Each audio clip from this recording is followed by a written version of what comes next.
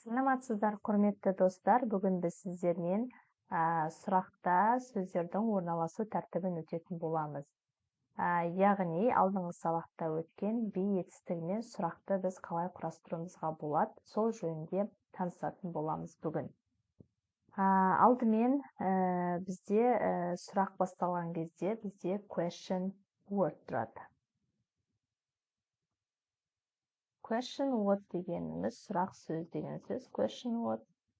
Question word'тан кейін бізде міндетті түрде to be етістігі болады. Ол бізде verb be.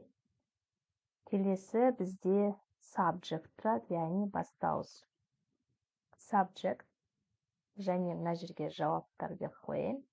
Answers. Жауаптары. Answers. Жауаптар. Енді бірінші сұрақ құрастырылған кезде бізде сұрақ сөзден басталады. Мысалы, сенің атың кім?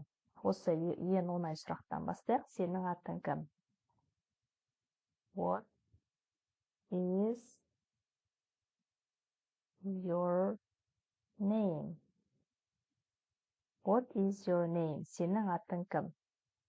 Көріп тұрғандарыңызда бірінші бізде question word'тан басталады сұрақ. Question word. Келесі to be етістігі тұр, одан кейін бастауыш. Келесі қалған зат есім немесе предлогтар соңғы кестеге жайғасып тұр, көріп тұрсыздар. What is your name? Жауап береміз. Менің атым мысалы Jane. My name's Jane. Менің атым Jane. Келесі сұраққа келейік. Мысалы, сен қай жақтансың? Where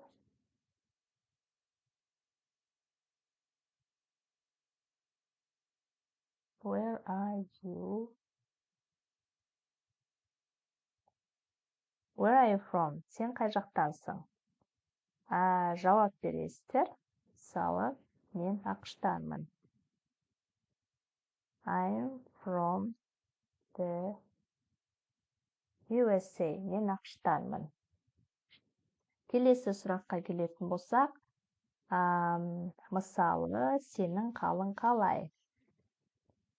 How are you? How are you? Сенің қалың қалай? Жауап берейік, менің қалым жақсы, ең оңай, жалпы көп жағдайда стандартты түрде. I'm fine. Thanks. Әртүрлі жауап беруге болады. How are you деген. Мен сіздерге ең оңай базовый түрін айтып отырмын. I'm fine. Thanks. Енді көріп тұрғандарыңызда бізде бірінші сұрақ сөз тұрып, одан кейін to be, одан бастауыш, одан зат есім. Ал where are you from-ға келетін болсақ, сіздерде сұрақ сөз, көмекші етістік, бастауыш және предлог тұр соңында. Сұрақтың орналасу тәртібі осылай жасалады. Міндетті түрде question word, verb be and subject. Кейбір жағдайда бізде кейбір сұрақтар сұрақ сөз, яғни question word, сұрақ сөзсіз to be-ден басталатын сұрақтар болады. Мысалға келетін болсақ, мысалы, ол мұғалім ба? Is she a teacher? Ол мұғалім ба? Is she a teacher?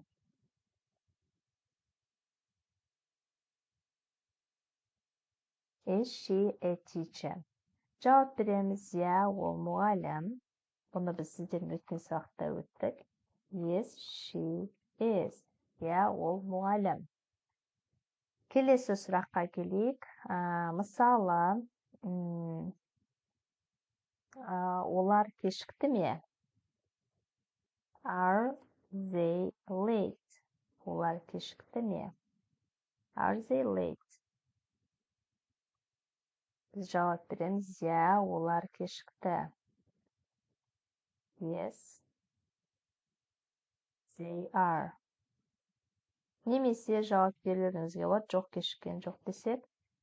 No, they aren't. No, they aren't. Жоқ, олар кешіккен жоқ деп жауап беруімізге де болады. No, they aren't.